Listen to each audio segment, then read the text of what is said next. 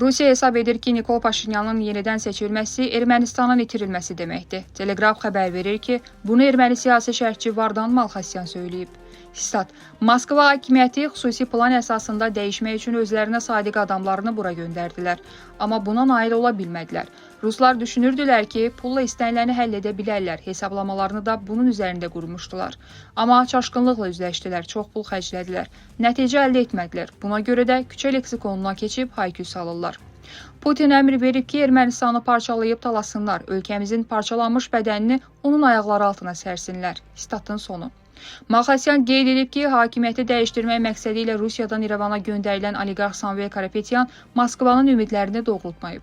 Stat: Onlar axmaqdılar. Hələ seçkilər keçirilməmiş, hökumət qurub Kaluqalı oliqarxı da baş nazir təyin etmişdilər. Hələ uşaqdılar. Bunların nə beyni var, nə də ideyası. Belələri necə inqilab edə bilər? Pulla səs oğurlamağa çalışanlarla heç vaxt inqilab edə bilməzlər. Öz seçicilərini də malqaraya çeviriblər. Bu axmaqlar kənardan idarə olunur. Sahibləri necə göstəriş verirsə, elə də edirlər. Məsələn, Margarita Simonyan və başqaları. Statın sonu.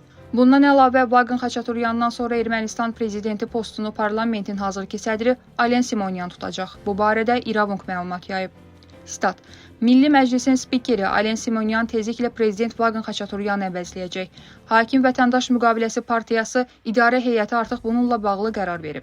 İdarə heyəti Alen Simonyanın namizədliyini irəli sürəcək və Vaqen Xaçaturyan baş nazir Nikol Paşinyanın baş müşaviri təyin ediləcək. Hakim partiyadakı mənbə nəşrə bildirib.